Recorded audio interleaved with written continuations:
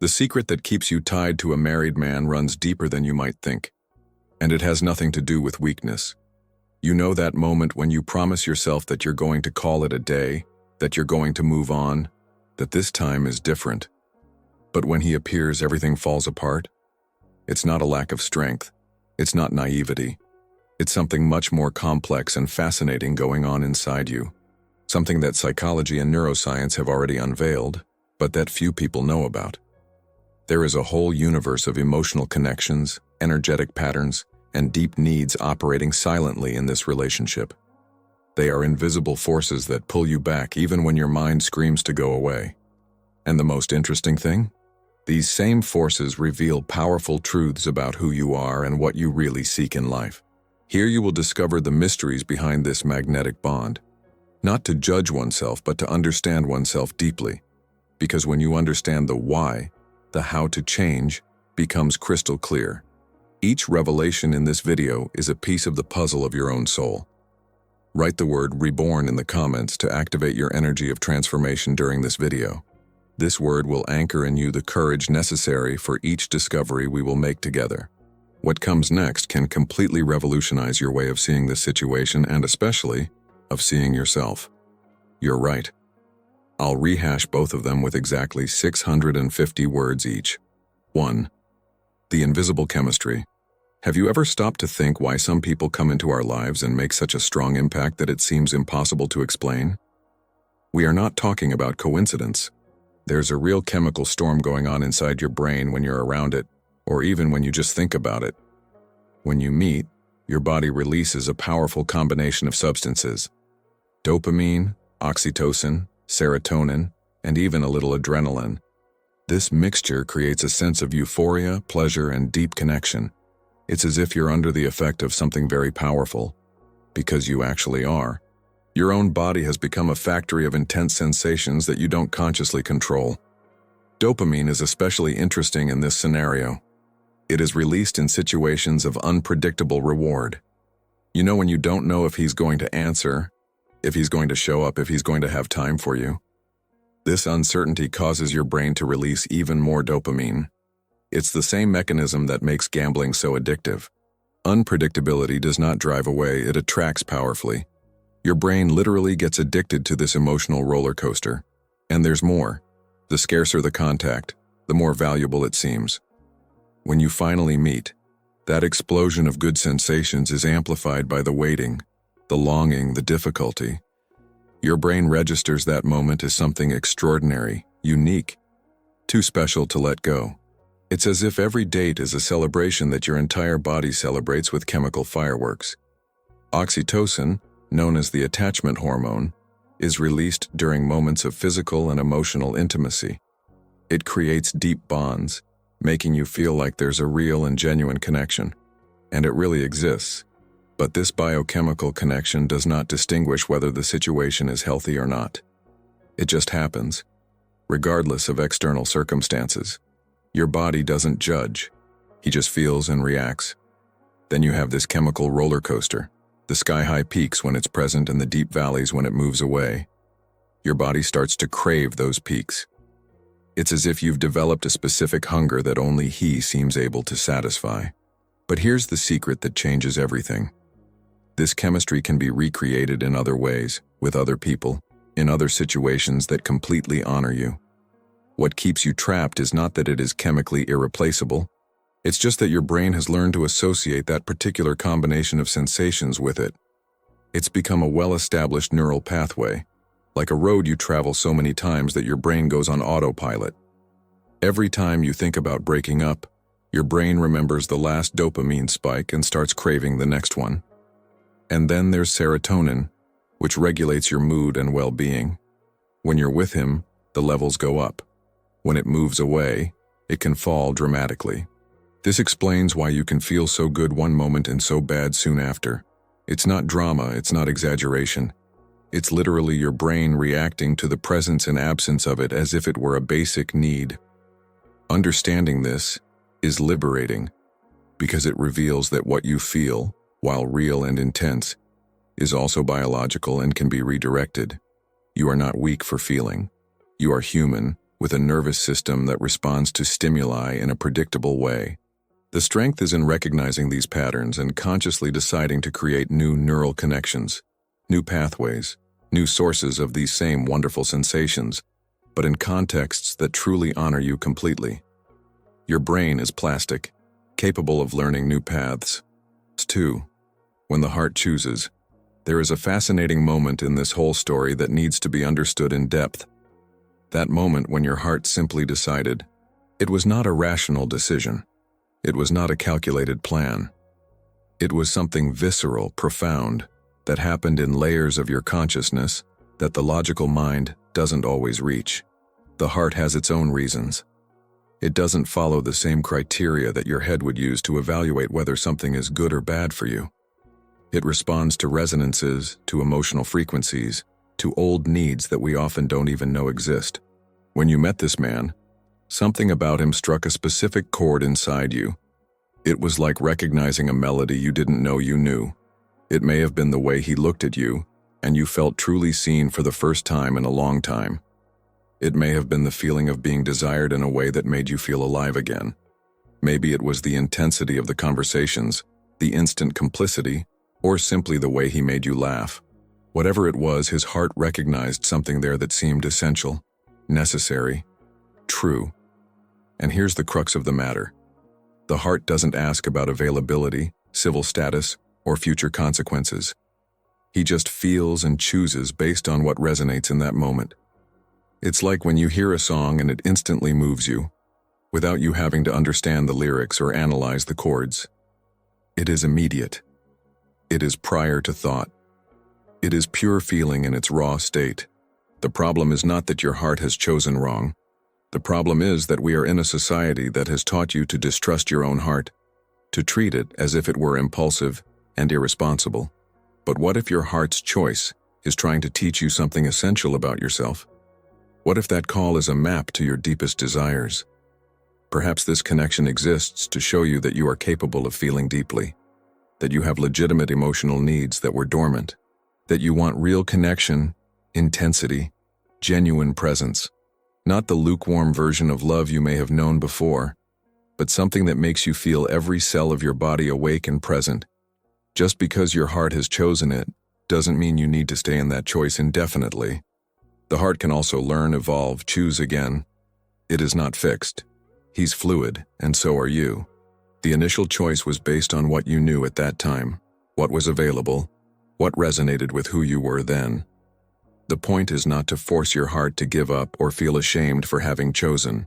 The point is to honor what this choice is revealing about your deepest desires and then ask, how can I pursue this in a way that includes me completely?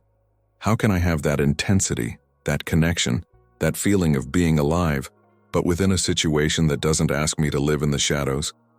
When you understand that the heart chose because it recognized qualities and sensations that you value immensely, you stop fighting against yourself, stop punishing yourself for your choice, and you begin to consciously seek these same qualities in more whole, truer contexts, where you don't have to hide. The heart that chose this man is the same wise heart that can choose yourself. You can choose your peace. You can choose your dignity. Because deep down, what he really wants is not this specific man in a broken situation. What he wants is how you feel when you're with him. And that feeling can be yours in much fuller ways than you imagine now. Sometimes it isn't love that keeps you tied to him. It's the pattern your mind still hasn't understood. Learn how to break it inside the Jung Method. Link pinned in the first comment. Let's continue. 3. The emotional mirror.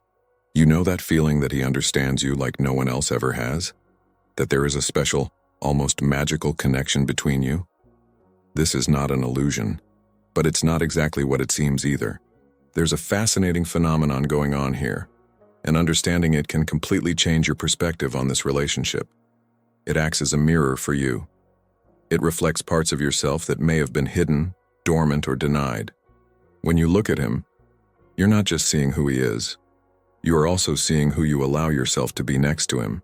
And that's powerful, addictive even, because finally you feel whole in some way.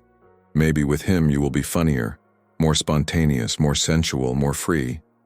Maybe you show vulnerabilities that you normally hide. or demonstrate strengths you didn't know you had. He created a space where stored versions of himself could emerge, and you've fallen in love not just with him, but with who you are when you're with him. This mirror works both ways. It also projects onto you things that you need to see, solve, or experience. Sometimes, without realizing it, you are playing a role in his life that has less to do with who you really are and more to do with what he is looking for at that moment. You become the adventure, the refuge, the passion that is missing from his routine. And here's the part that needs attention. When you only see yourself through that mirror, you run the risk of forgetting that these qualities were yours before it appeared. You've always been funny. You've always been strong. You've always been able to feel deeply. He only created conditions for these parts to come to the surface. But they are yours. They belong to you. They exist independently of it. The problem is that it's easy to believe that only with it can you access these versions of yourself. That only in his presence do you feel complete, interesting, desirable. And this creates a subtle but deep emotional dependence. You start to need him not just for who he is, but for who you can be next to him. Also, this mirror sometimes reflects things that you need to heal. If he's distant and you keep chasing, maybe it reflects an old pattern of looking for love where it's not available. If he chooses you only in a few moments and that's enough for you, maybe it reflects a belief that you don't deserve to be someone's first choice. The mirror shows uncomfortable truths about how you see yourself and what you accept for yourself. And that hurts. But it's also an incredible opportunity for growth. Because when you recognize the patterns that are being reflected, you can begin to change them. It can start to demand more, to position itself differently, to create new, healthier mirrors. You don't need it to access its best versions. These versions already live in you. The challenge is to create situations and relationships where they can appear freely, without having to hide or divide themselves. Where you can be funny, deep, sensual, and vulnerable all the time, not just in secret dates or late-night conversations. Understanding that he is a mirror frees you from the illusion that he is irreplaceable. He is not. What is irreplaceable is his ability to feel, to connect, to surrender. These are your skills, your gifts, and you can direct them to situations that honor you completely. The mirror is revealing its light. Now it's time to shine in environments where all that light is welcome at all times. 4. Patterns that repeat themselves. Have you ever stopped to think if this isn't the first time you've experienced something similar? Not necessarily with someone married, but with someone unavailable in some way. Someone who gave you attention in doses, who made you wait, who always left you wanting more. If the answer is yes, you are facing a pattern, and patterns do not appear by chance. From a young age, we learn ways to love and relate. We observed how the adults around us showed affection, how they dealt with conflicts, how they connected or moved away, and without realizing it, we internalize these dynamics. They become familiar, and our brains tend to seek out the familiar, even when the familiar is unhealthy. If you grew up in an environment where love meant waiting, where affection was accompanied by absence, where you had to work hard to get attention, then relationships where you need to fight for the love of the other will seem normal. They will seem even more true than relationships where love is constant and available. This man may be repeating an old dynamic in his life. Maybe an absent, emotionally distant father that you spent your childhood trying to impress. Maybe a mother who only saw you when you did something extraordinary. Or maybe previous relationships where you were always the second option, never the priority. Whatever the origin, the pattern has set in. And the brain loves patterns because they're predictable. Even if they donate, they are known. You know how dance works. You get closer, he moves away, you wait, he comes back, you surrender, he disappears again. It's painful, but it's familiar. And the familiar, in a strange way, brings a sense of control, even if illusory. Breaking with patterns requires awareness and courage. First, you need to recognize that there is a pattern. Then, he needs to investigate where he comes from, what old need he is trying to satisfy. Finally, you need to make the conscious decision not to repeat it again, even when everything inside you asks for the familiarity of that known pain. Often, staying in this relationship is an unconscious way of trying to solve something that was unresolved in the past, as if, by conquering this unavailable man, You can finally prove that you are worthy of love, as if making him choose you above all else could heal the pain of not having been chosen before, in other situations, by other people. But here's the truth. You can't heal old wounds through present situations that replicate the same dynamic. This only reinforces the pattern, only deepens the wound. Real healing comes when you consciously choose differently, when you seek relationships that break the pattern instead of nurturing it. Recognizing patterns is an act of compassion with oneself. It's not about guilt or shame. It's about understanding that you're doing the best you can with the emotional tools you've been given. And now, with awareness, you can seek new tools, create new patterns, write a different story. You deserve a love that doesn't replicate your wounds. You deserve a love that shows you that you have always been dignified. You have always been enough. You have always been the first choice. And that only happens when you stop seeking validation in places that reinforce the opposite belief. Patterns are only broken when you decide firmly that you deserve something new. 5. The dance of intensity. There is something deeply seductive about the intensity. That feeling of being on the edge, of feeling everything in an amplified way, of living each moment as if it were unique and unrepeatable. And this relationship offers you exactly that. Pure, concentrated, overwhelming intensity. But have you ever stopped to think about why intensity has become so necessary for you? When time is scarce, every minute becomes precious. When encounters are rare, each hug carries the weight of 1,000 hugs. When words need to be said in a hurry, they come out with more urgency, more truth, more emotion. Scarcity creates intensity, and the intensity creates the illusion of depth. But they are not always the same thing. You've become accustomed to feeling butterflies in your stomach every time your phone rings, to have your heart racing when you make an appointment, to live in a constant state of expectation, anxiety, and euphoria mixed. Her body has adapted to this emotional roller coaster, and now, anything more stable, more predictable, more tranquil seems dull, lifeless, flavorless. But here's the thing. Your nervous system isn't made to live permanently on alert. This constant intensity is stressful for the body and mind. It's like you're always running an emotional marathon, never being able to rest, recover, just be. And deep down, although it is addictive, it is also exhausting. Intensity works as a way to avoid other deeper issues. When you're constantly in emotional survival mode, dealing with the next crisis, the next uncertainty, the next secret meeting, there's no room left for more fundamental questions. You don't need to think about your dreams, your goals, your real needs, because all your energy is consumed by the intensity of the relationship. And there's more. The intensity creates a feeling of being alive that was perhaps missing from your routine. If your life was monotonous, predictable, lackluster, this relationship brought color, emotion, adrenaline. And this is valid. It's a sign that you need more life in your life.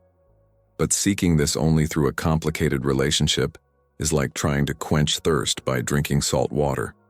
It seems that it is satiating, but in fact the need is increasing. The real question is, how can you bring intensity into your life in healthy ways? How can you feel alive, present, emotional, without needing drama, secrecy, or suffering? Because intensity doesn't have to be accompanied by pain.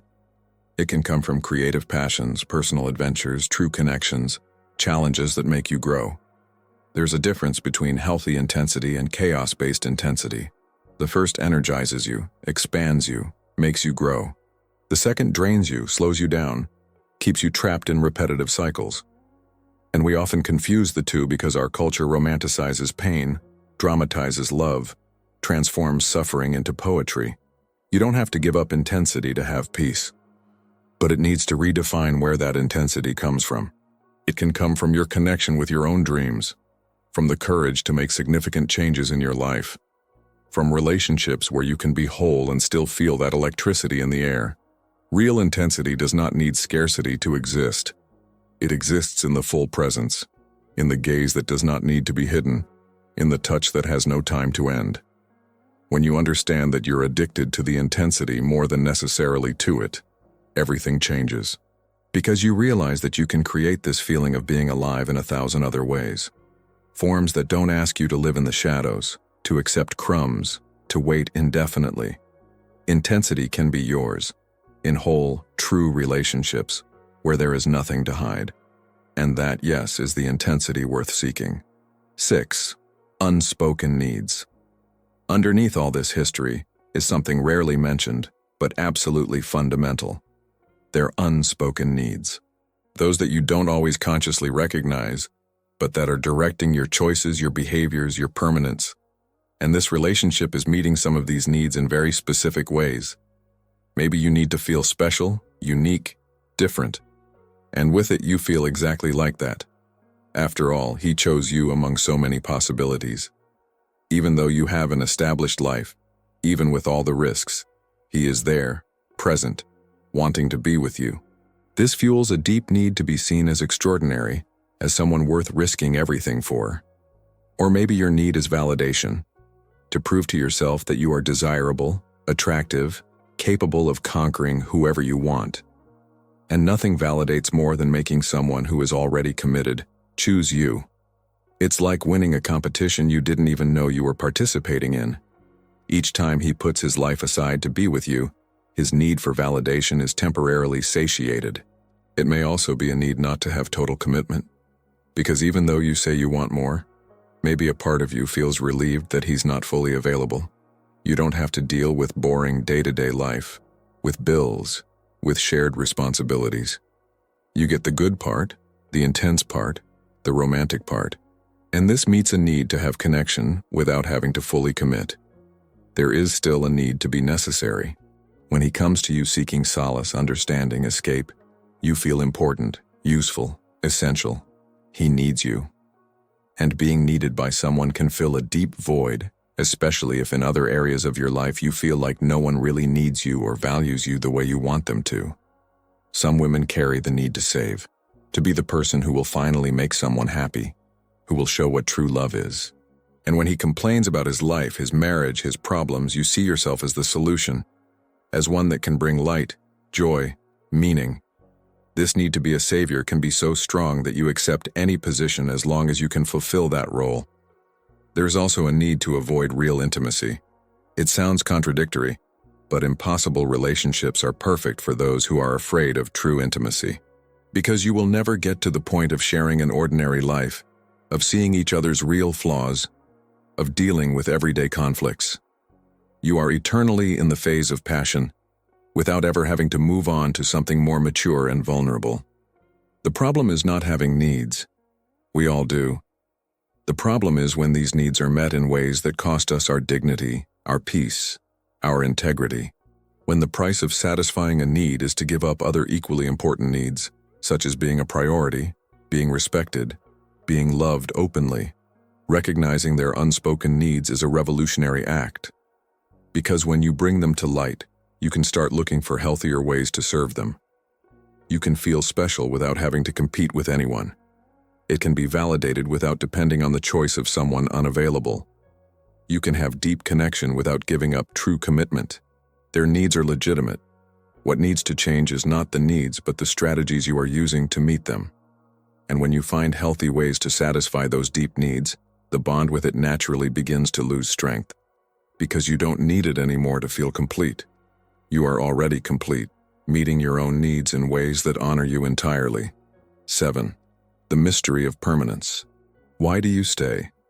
This is the question everyone asks, and it is perhaps the question you most avoid answering yourself, because the answer goes far beyond the simple, because I love it. There is a whole emotional architecture sustaining its permanence, and each brick of this construction has a deep meaning that deserves to be understood. You stay because you've invested so much time, so much emotion, so many tears, that leaving now would seem like a waste of it all. It's like watching a bad movie until the end just because you've already spent the ticket. But we're talking about your life, not 2 hours at the cinema. But the brain works like this. The more you invest in something, the harder it is to quit, even when all the evidence shows you should. You stay because you believe in the future version of this story. The one where you finally get together, where he takes courage, makes difficult choices, and you live the love you've always dreamed of. That future narrative is so real in your head that you live for it, wait for it, sacrifice the present for it. But while you wait for tomorrow, today goes by. empty of the full presence you deserve.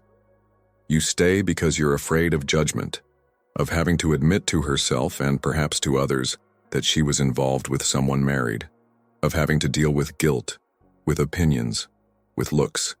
Leaving means making all of this real, official. While you're in, you can keep justifying, explaining, keeping everything in a gray zone where you don't really have to face the implications of your choices. You stay because he has become your reference of love. You can no longer imagine feeling for another person what you feel for him. And that creates a golden prison where he is unique, irreplaceable, the only person capable of making you feel alive. But this is not true. It's just that your brain, after so much time focused on it, can no longer imagine alternatives. Not for lack of options, but for lack of practice in seeing them. You stay because deep down you still believe you can change the situation. That if you're patient enough, understanding enough, amazing enough, he'll finally realize that you're the right choice. You are in a silent negotiation with yourself, where each day that passes is another attempt to prove your worth, to win the competition, to be chosen definitively. But here's the liberating truth. You stay because you haven't really decided you want to leave.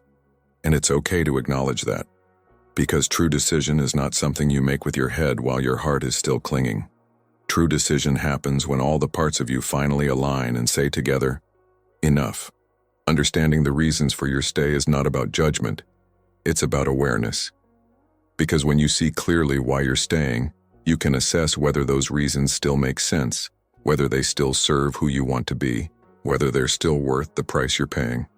And maybe one day, not today, not tomorrow, but someday, you'll look at those reasons and realize that none of them are strong enough to keep you where you're not a priority. And on that day, you leave.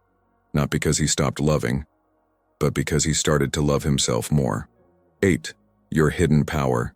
Now we come to the most important point of this whole journey, your power. The one that was always there, even when you couldn't see. The power that brought you here, that kept you standing through all the hard nights, all the waiting, all the disappointments. That power has never left you. You just forgot that it exists. You have the power to feel deeply. This is not weakness, although the world sometimes tries to convince you of it. The ability to love intensely, to truly connect, to surrender completely, is a rare gift. Many people spend their entire lives with a closed, protected heart, unable to feel with the depth that you feel. Your open heart is your superpower, not your curse. You have the power to choose. Even now, even in this situation that seems to have no way out, you are choosing. He chose to stay until here, and you can choose something different tomorrow. No one is holding you back but yourself. And if you have the power to hold on to something that hurts, you also have the power to break free. The key has always been in his hand. Sometimes we just need to remember that it's there. You have the power to start over. It doesn't matter how much time you've invested in this story, how many chances you've given, how many times you've gone back. Every day is a new opportunity to make a different decision. Your past doesn't define your future. Your previous choices don't tie you into the same choices today. You can, at any time, turn the page and start a completely new chapter. You have the power of your own company. There is one person who will be with you at absolutely every moment of your life, from birth to your last breath, yourself. And when you learn to be good company to yourself, loneliness ceases to be terrifying. You discover that being alone is different from being lonely, that you can be whole, complete, happy, without needing half of someone's love. You have the power to create the life you want. All the energy you've been investing in waiting, in suffering, in trying to make the situation work, can be redirected to building something great. Projects that excite you, healthy relationships, new versions of yourself. Its creative power is immense. You just need to take it out of the place where it's stagnant and get it moving again. You have the power to set boundaries, to say no. Enough is enough. To say that he deserves more. You don't have to accept any kind of love just because it's what's available at the moment. You can create standards, requirements, non-negotiables. And when you do that, when you respect yourself enough not to accept less than you deserve, something magical happens. You attract situations that live up to your worth. You have the power to turn pain into wisdom. Everything you experienced here taught you something. About love, about yourself, about your needs, about your limits. Nothing was in vain if you extract the learnings.